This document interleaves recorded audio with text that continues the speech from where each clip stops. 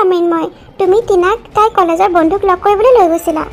কস্তুৰিবা, টিনাই কোৱা মতেতো মানুহজন তাই কলেজ লাইফৰ বন্ধু। পিছে কথাটো কিমান দূৰ সঁচা সেইটোতহে সন্দেহ আছে। কিয় মৃন্ময়, তোমাৰ কিয় এনেকুৱা লাগিছে? কাৰণ মানুহজনে টিনাৰ লগত যেনেকে কথা পাতিছিলে আৰু যেনেকে ব্যৱহাৰ কৰিছিলে তাক দেখি লগা নাছিলে যে মানুহজন তাইৰ বন্ধু হয়।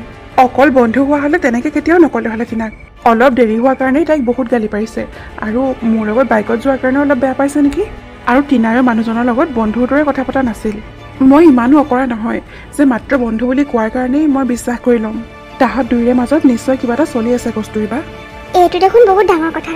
টিনাৰ লগত তাৰমানে আৰু কোনোবাও জড়িত হৈ আছে এইটো প্লেনত। মোৰো সেইটোৱে অনুমান হৈছে। টিনাক থৈ আহি মই অলপ দূৰৰ পৰা সিহঁত দুটাক লক্ষ্য কৰি আছিলোঁ। দুয়োটাই কিন্তু বহুত দেৰিলৈকে কথা পাতিলে আৰু কিবা তৰ্কাতৰ্কি হোৱা যেনো লাগিছিলে মোৰ। তুমি ঠিকেই কৈছা মৃন্ময়, নিশ্চয় সেই মানুহজন টিনাৰ বন্ধু হ'ব নোৱাৰে। কাৰণ আণ্টিৰ গাটো ইমান বেয়া হৈ আছে আৰু টিনাই আণ্টিকহে চাবলৈ আহিছিলে। এনেকুৱা এটা পৰিস্থিতিত ৰেষ্টুৰেণ্টত বন্ধুক লগ কৰিব যাব নেকি টিনা? আৰু এটা কথা কস্তুৰিবা, টিনাই কিন্তু মোক বিশ্বাসত লোৱা যেনেই লাগিছে। তাইৰ সন্মুখত চাগে মই ভাল এক্টিঙেই কৰিলোঁ। তাই যে মোক বিশ্বাস কৰিছে। আৰু তাই কি কৈছে জানা? ইমান বছৰে বোলে ৰংপুৰ গাঁৱত অকল মোৰ লগতেই তাইৰ মনটো মিলিছে। মোৰ লগত কথা পাতিবলৈ তাই বহুত ভাল পাইছে। মোৰ ফোন নাম্বাৰটো ৰাখিছে নহয়, মাজে মাজে ফোন কৰিব বোলে। এইটো দেখোন বহুত ভাল কথা মৃন্ময়। ভালেই হ'ল দিয়া, তোমাৰ প্লেনটোৱে অন্ততঃ কামত দিছে। তুমি যিমান পাৰা তাইৰ লগত থাকিব চেষ্টা কৰিবা মৃন্ময়। আগতে ভাবিছিলোঁ টিনাই এইবোৰ প্লেন অকলেই কৰি আছে। এতিয়া যিহেতু গম পালোঁ যে তাইৰ লগত বেলেগ কোনোবাও আছে এইটো প্লেনত জড়িত হৈ, গতিকে আমি আৰু বেছি সতৰ্ক হ'ব লাগিব। কালি দুয়োটাই লগ হৈ আৰু কি প্লেন কৰিলে তাৰো ঠিক নাই। কস্তুৰিবা, বহুত দেৰি কথা পাতিছে নহয়, নিশ্চয় সিহঁতে কিবা এটা প্লেন কৰিলে। মাত্ৰ বৰ্মাক একো নকৰিলে হয় আৰু। আণ্টিৰ একো নহয় মৃন্ময়, আমি আণ্টিক একো হ'ব নিদিওঁ। ৰাজীৱৰ কথাখিনি ক'ব পাৰিলে ভাল আছিল। তাই কিন্তু টিনাৰ ওপৰত আগৰ পৰাই সন্দেহ আছে। কোনে ফোন কৰিছে মৃন্ময়? টিনাই ফোন কৰিছে দেখোন। ৰিচিভ কৰাচোন, কি কয় শুনো। হেল্ল', টিনা বাইদেউ কওকচোন। হেল্ল' মৃন্ময়, বেয়া নাপাবা দেই, ইমান ৰাতিখন তোমাক দিগদাৰ দিছোঁ। নাই নাই বাইদেউ, কোনো কথা নাই। ইমান ৰাতিও হোৱা নাই নহয়। কওকচোন বাৰু, কিয় ফোন কৰিলে আপুনি? মানে মৃন্ময়, তুমিতো জানাই গীতা বাইদেউক আজি হস্পিটেলত এডমিট কৰিলে। মই কাইলৈ বাইদেউক চাবলৈ যাম বুলি ভাবিছিলোঁ, কিন্তু অকলেনো কেনেকৈ যাওঁ? ইয়াৰ ৰাস্তাবোৰ মই ভালকৈ চিনি নাপাওঁ। সেইকাৰণে তুমি যদি থৈ আহিলা হ'লে ভাল আছিল আৰু। যদি তোমাৰ দিগদাৰ হয় নালাগে বাৰু, মই কিবা এটা মেনেজ কৰিম। আৰে বাইদেউ, মই থাকোঁতে আকৌ আপুনি বেলেগ ব্যৱস্থা কিয় কৰিব? মই আছোঁ নহয়, মই লৈ যাম বাৰু আপোনাক। কিমান সময়ত যাব মোক এবাৰ কৈ দিব খালি, মই লৈ যাম আপোনাক। মই জানিছিলোঁ মৃন্ময়, তুমি যে মোক নিৰাশ নকৰা। তেনেহ'লে ৰাতিপুৱা 10টা মানতে ওলাই আহিবা, সোনকালে গ'লেই ভাল হ'ব। ঠিক আছে বাইদেউ, মই 10টাত পাই যামগৈ। হ'ব দিয়া, কাইলৈ লগ পাম তেনেহ'লে। মৃন্ময়, তুমি কিন্তু কাইলৈ বহুত সতৰ্ক হৈ থাকিব লাগিব। টিনা যাতে কোনোপধ্যেই আণ্টিৰ ওচৰলৈ অকলে নাযায়। তুমি চিন্তা নকৰিবা কস্তুৰিবা, মই তাইৰ লগত থাকিমেই নহয়। টিনাক মই অকলে বৰ্মাৰ ওচৰলৈ যাবলৈ কেতিয়াও নিদিওঁ। ৰাজীৱ আৰু মোৰ ছোৱালী কস্তুৰীৰ ভাল পোৱাৰ মাজত মই হেঙাৰ হৈ আছোঁ। ৰাজীৱে কস্তুৰীক বহুত বেছি ভাল পায়, তথাপিও সি তাইক আঁকোৱালি ল'ব পৰা নাই, একমাত্ৰ মোৰ কাৰণে। মই ৰংপুৰ গাঁৱত থকাৰ কাৰণে ৰাজীৱ আৰু কস্তুৰীৰ বিয়াখন নহ'বগে নেকি? কস্তুৰীৰ ঘৰৰ মানুহ আৰু ৰাজীৱ সকলোৱে এইটোৱে ভয় কৰিছে। কস্তুৰী যদি এইখন গাঁৱলৈ বোৱাৰী হৈ আহে, তেন্তে এদিন নহয় এদিন তাই সঁচা কথা নিশ্চয় গম পাব। কাৰণ তাইক জন্ম দিয়া মাকজনী মানে মই এইখন গাঁৱতে থাকোঁ। কস্তুৰীৰ পৰা আঁতৰত থাকি ৰাজীৱে নিজকে কষ্ট দি আছে, আৰু সেইফালে মোৰ ছোৱালীজনীও চাগে কিমান কষ্টত আছে। ইহঁত দুটাৰ সঁচা ভাল পোৱাৰ মাজত মই বাধা হ'ব নোখোজোঁ। মই আৰু ইয়াত থাকিব নোৱাৰোঁ।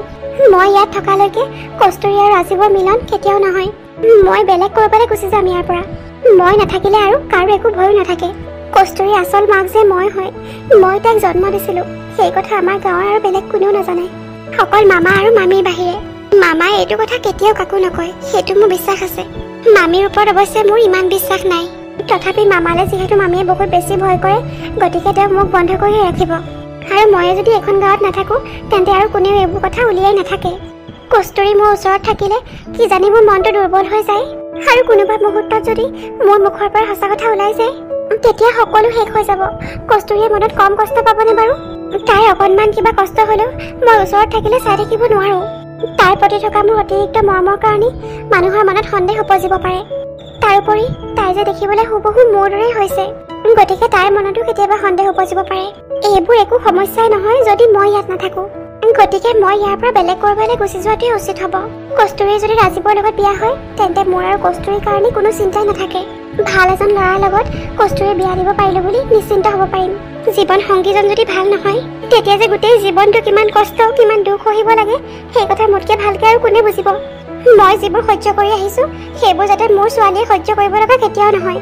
মই সকলো সময়তে মাত্ৰ এইটোৱে প্ৰাৰ্থনা কৰোঁ, তাই যাতে সদায় সুখত থাকক, হাঁহি ফূৰ্তিৰ মাজত থাকক। ৰাজীৱে তাইক সদায় সুখত ৰাখিব, সেইটো মোৰ সম্পূৰ্ণ বিশ্বাস আছে। গতিকে মই মোৰ ছোৱালীজনীৰ ওচৰত নাথাকিলেও কোনো চিন্তা নাই। আজিয়েই মই ইয়াৰ পৰা গুচি যাব লাগিব। এইটো কৰিলে সকলোৰে কাৰণে ভাল হ'ব।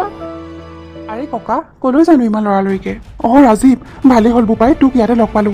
কি হ'ল ককা, আপোনাক ইমান চিন্তাত থকা যেন লাগিছে যে? কি কবি আৰু বোপাই, কালি ৰাতিৰ পৰা বৰষা ঘৰত নাই। ঘৰত নাই? তেন্তে ক'ত গ'ল বৰষা পেহী? নাজানো বোপাই, ক'ত বা গ'ল। কালি সন্ধিয়া সময়তে ক'ৰবাত ওলাই গৈছিলে। মই অৱশ্যে সুধিছিলো সন্ধিয়াখননো কলৈ যাওঁ বুলি। তেতিয়া তাই মোক ক'লে ওচৰৰে মানুহ এঘৰলৈ যায় বুলি। ময়ো ভাবিলো ওলাই গৈছে চাগে, কিমানো আৰু ঘৰত সোমাই থাকিব। কিন্তু বহুত দেৰিলৈকে তাই আহিয়ে নাপালে। 11 বাজি যোৱাৰ পিছতো তাই ঘৰ আহি নাপালতহে মোৰ চিন্তা লাগিলে। ওচৰে পাজৰে চবৰ ঘৰতে খবৰ কৰিলো, কিন্তু বৰষা বোলে কাৰো ঘৰলৈ যোৱা নাই। ককা, আপুনি মোক কালিয়ে ক'ব লাগিছিল। কৈছোৱে নহয় বোপাই, তাই আহিব বুলি ভাবি আছিলো মই। এতিয়া পুলিচৰ ওচৰলৈ যাওঁ নে কি কৰোঁ ভাবি পোৱা নাই। সেইকাৰণে তোৰ ওচৰলৈকে যাব ওলাইছিলো। ভালেই হ'ল, তোক ইয়াতে পালো। পুলিচৰ ওচৰলৈ গৈ লাভ নাই, 24 ঘণ্টা নোহোৱালৈকে সিহঁতে একো কৰিব নোৱাৰে। আপুনি অলপ চিন্তা কৰি চাওকচোন ককা, বৰষা পেহী ক'লৈ যাব পাৰে বাৰু? মই একোৱে ভাবি পোৱা নাই বোপাই। বৰষাৰ এনেকুৱা কোনো আপোন মানুহ নাই যাৰ ঘৰত তাই গৈ ৰাতিটো থাকিব পাৰে। সেইকাৰণেহে মোৰ চিন্তা বেছি হৈছে। চহৰত আগতে তাই যিগৰাকী বান্ধৱীৰ ঘৰত আছিলে, তাইৰ ঘৰলৈ গ'লেতো মোক কৈয়ে গ'ল হ'লে। তাকেইতো ককা, চহৰলৈ গ'লেতো বৰষা পেহীয়ে কৈয়ে গ'ল হ'লে। আৰু ক'ৰবালৈ গ'লেও ৰাতি নহাকেতো কেতিয়াও নাথাকে বৰষা পেহী। ককা, আপুনি অলপ ভালকে বিচাৰকচোন। মই সিখন গাঁৱৰ পৰা আহোঁগে, কিজানি তালৈকে গৈছে। যা বোপাই, অলপ বিচাৰি চাচোন। মই গাঁওখনতে আকৌ এবাৰ বিচাৰি চাওঁ বাৰু। ক'লৈ যাব পাৰে বাৰু বৰষা পেহী? এনেকে নোকোৱা নেমেলাকে ক'লৈ গ'ল বাৰু? ককাই অনুমান কৰাৰ দৰে কেনেবাকে চহৰলৈ গ'লগে নেকি বাৰু? কিন্তু কাকো একো নোকোৱাকৈ কিয় যাব? কেনেবাকে কষ্টুৰীক বিচাৰি গ'ল নি আকৌ? তাতে অলপ ভালকে বিচাৰি চাই লওঁ, নাপালে চহৰলৈকে যাব লাগিব। টিনা, তুমি নহ'লে আজি গাঁৱলৈ ঘূৰিয়ে যোৱাগে। জানাই নহয় গীতাক আজি এডমিট কৰা হৈছে, গতিকে মইতো তাইৰ লগতে থাকিব লাগিব। তুমিনো অকলে ইয়াত থাকি কি কৰিবা? ঘৰলৈকে ঘূৰি যোৱাগে। মই ঘৰলৈ নাযাওঁ, ইয়াতে থাকিম। আপুনি আৰু বাইদেউ ইয়াত থাকিব, মনো আৰু ঘৰত থাকি ক'ত ভাল লাগিব? মনটো সকলো সময়তে ইয়াতে থাকিব, গতিকে ইয়াত থকাই ভাল। কিন্তু টিনা, তুমি অকলে কেনেকে থাকিবা? মইতো সকলো সময়তে গীতাৰ লগতে থাকিব লাগিব। ডক্টৰে যিটো কথা কৈছে সেইটো শুনাৰ পিছত গীতাক অকলশৰে এৰিবলৈ আৰু মোৰ অলপো মন নাই। এনেকুৱা কোন শত্ৰু ওলালে বাৰু আমাৰ, যোনে গীতাক মাৰিবলৈ চেষ্টা কৰি আছে? একো ভাবিয়ে পোৱা নাই।